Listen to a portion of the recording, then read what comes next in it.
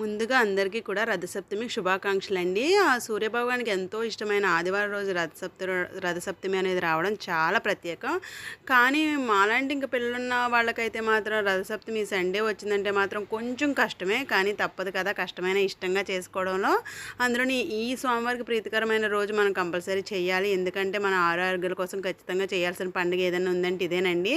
So అయితే దీనికోసం అయితే ఫస్ట్ నేను ఇంక ఎర్లీ మార్నింగ్ లేచేసాను. లేచి వాకిట్లో ముగ్గులు పెట్టేసి అయితే స్నానం చేసి వచ్చేసాను.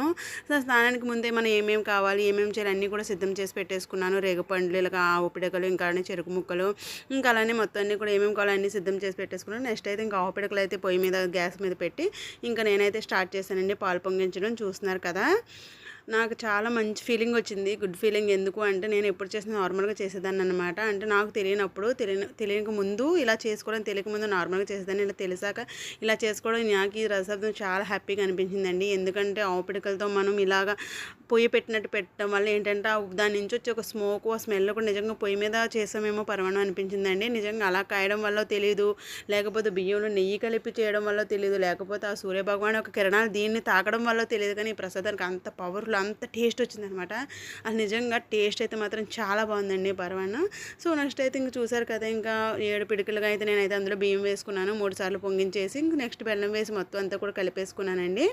సో చూసారు కదా, అంతా సిద్ధం చేసుకున్నాక ప్రసాదం నెక్స్ట్ అయితే ఆయన స్వామివారి ఒక రథం అయితే తయారు చేసుకున్నాను. ఏదో నాకు వచ్చినట్టు ఇంకా చూసి నేర్చుకుని అయితే చిక్కుడుకాయలతో అయితే రథం సిద్ధం చేసుకున్నానండి. సో సిద్ధం చేసుకుని స్వామివారికి ఇంకా ప్రసాదాలు గట్రా అన్నీ పెట్టుకుని దీపారాధన చేసుకుని ఆ స్వామివారి కిరణాలు పడేలాగా అయితే కూర్చుని నిజంగా పూజ అయితే చేసుకున్నానండి. ఇంకా పూజలో ఆదిత్య హృదయం కూడా చదువుకున్నాను. చాలా చాలా హ్యాపీగా అనిపించింది నాకైతే మాత్రం.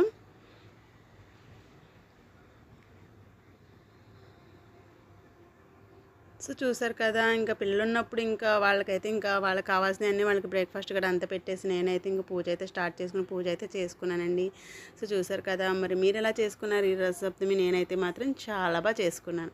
ఓకేనా, వీడియో నచ్చితే లైక్ చేయండి కంపల్సరీగా. ఓకేనా, బై బై ఫ్రెండ్స్.